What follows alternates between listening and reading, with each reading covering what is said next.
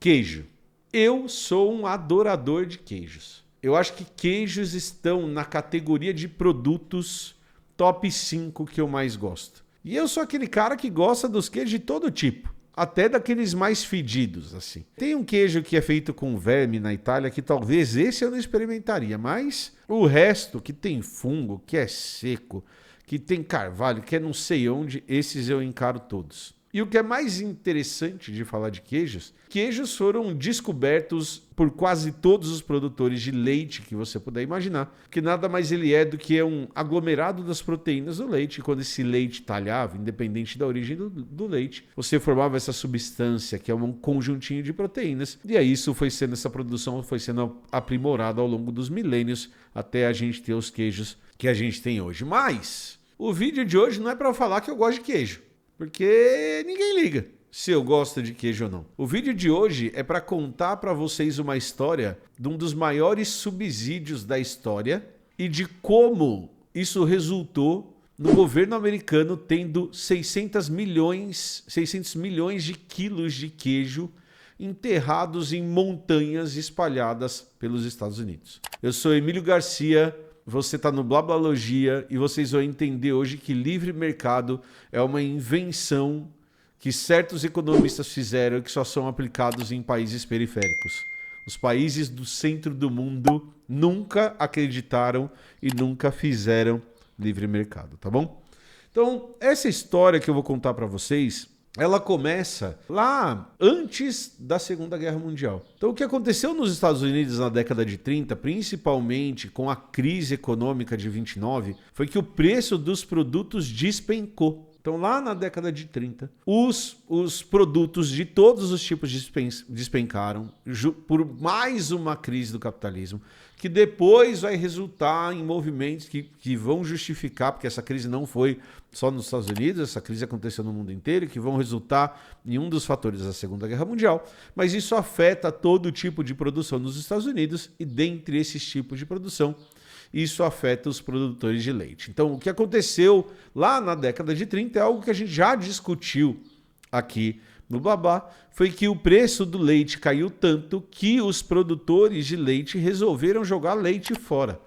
Só para vocês terem uma ideia da violência do que aconteceu nessa época, os produtores de leite atacaram aqueles caras que entregavam leite na casa das pessoas porque o preço estava baixo demais e não valia a pena esses produtores venderem o leite que eles produziam, porque eles iam ter prejuízo a partir disso, certo? Então o transporte, a venda desse leite custava mais caro do que eles tinham de volta, então era um prejuízo a mais. E aí o governo americano fez o que todo governo desses países considerados desenvolvidos, os países mais ricos do mundo fazem, que é proteger o mercado interno. Então, o que o governo americano faz?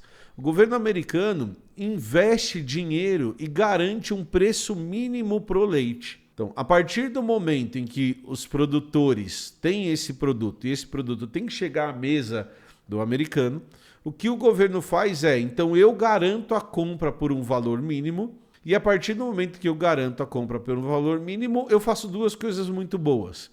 Eu garanto que o leite vai chegar a quem precisa, a quem consome leite, mesmo que não seja o preço barato do livre mercado, ou seja, eu estou regulando o preço, americanos regulando o preço. Então eu estou regulando o preço como governo, e eu não estou dizendo necessariamente que isso é algo ruim, então eu estou garantindo um preço bom para o meu consumidor e estou garantindo um preço bom para o meu produtor. E isso faz com que o mercado de produção de leite sobreviva a grande crise. Só que aí acontece o seguinte, a partir do momento em que o governo começa a garantir o preço mínimo do leite, o valor do leite fica justo para o produtor e a produção de leite aumenta. Então o governo, nesse momento, ele não coloca um stop nessa produção de leite.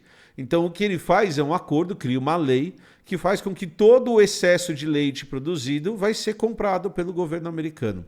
E o que os produtores fazem é aumentar demais a produção. Então, a hora que isso acontece, você tem uma lei que garante a compra do leite por um valor justo, mas um valor constante. e que a produção pode aumentar, o que aconteceu é que a produção de leite nos Estados Unidos explodiu. E a partir do momento em que a produção de leite nos Estados Unidos explode, você começa a ter um problema. Por quê? Porque armazenar leite é muito difícil. Leite é um produto muito perecível. Então você não pode ficar com toneladas e toneladas de leite guardada, porque aquilo simplesmente vai estragar. Então o que o governo americano faz é começa a pagar para os produtores de leite produzirem queijo. Então eles começam a produzir toneladas e toneladas de queijo com o excedente do leite não vendido, e o governo americano se vê obrigado a comprar esse queijo. E aí você começa a gerar um problema, um excedente de produto, que você não tem o que fazer com esse produto. Você vai fazer o que com esse excedente de queijo que você comprou para garantir o mercado e garantir que esse queijo existiria? Então a tática do governo americano foi produzir lugares, foi escavar montanhas em que a temperatura fosse ficar mais controlada, foi escavar, foi preparar lugares para guardar esse queijo, para guardar essa quantidade tão grande de queijo. Então, isso começa a acontecer com mais força a partir do ato da agricultura de 49, em que todo esse processo está garantido, tá? E isso vai aumentar de proporção com o passar do tempo. Então, o governo americano, para proteger o mercado leiteiro, lembrem-se disso, não existe livre mercado, gente. O mercado é sempre subsidiado. O Estado sempre vai defender o próprio mercado. Então, quando fala assim, livre mercado, sem imposto, não deveria existir isso. Esse modelo só existe nos países periféricos impostos pelos países centrais economicamente do mundo. Então, tudo é subsidiado. A Tesla é subsidiada. As grandes empresas de computador dos Estados Unidos são subsidiadas. Big Tech são subsidiadas.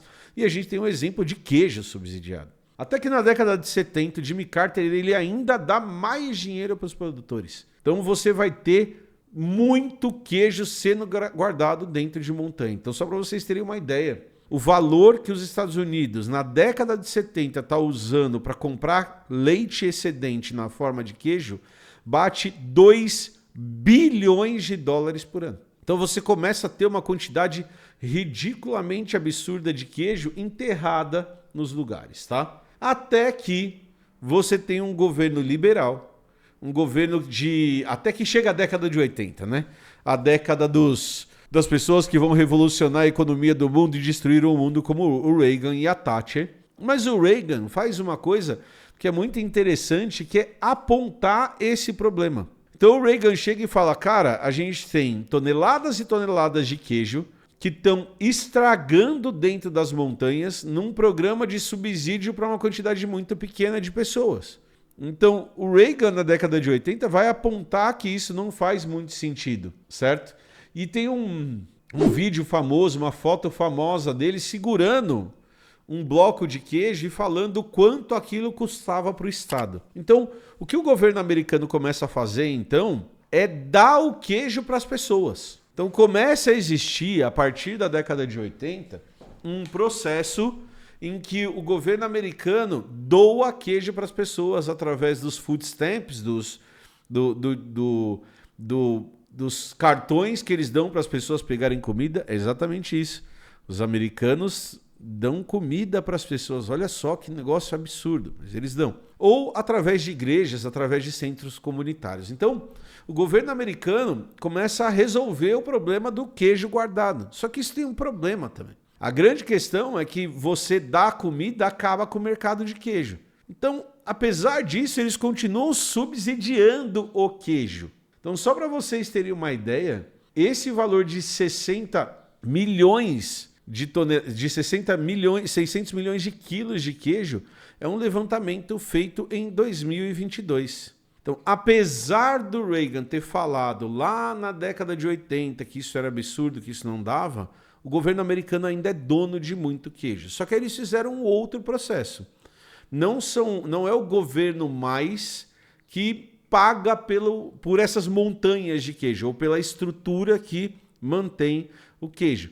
Eles terceirizaram o serviço de guardar o queijo. E aí não é só o governo americano que paga por esse serviço.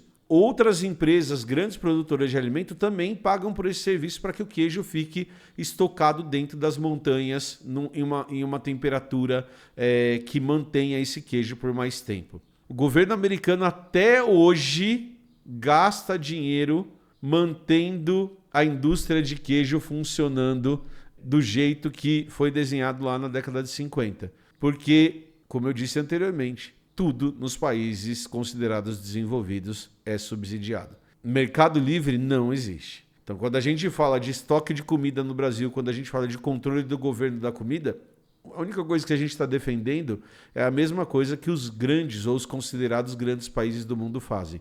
E que liberal nenhum quer que vocês escutem. Então, a história do queijo é só para mostrar para vocês que liberalismo no olho dos outros é refresco. No nosso olho, o que a gente quer é proteção de mercado que existe até hoje. Então, o mercado de produção de leite nos Estados Unidos ele é 100% artificial. Ele não existe sem a presença do Estado. E se o Estado parar de comprar leite, a gente sabe muito bem o que o produtor vai fazer. Vai jogar o leite na rua e bater no entregador de leite. Era isso que eu tinha para falar para vocês hoje, era essa história que eu tinha para contar. Espero que vocês tenham gostado. Não esquece de deixar seu like e de se inscrever no canal, tá bom? Beijo, falou e tchau!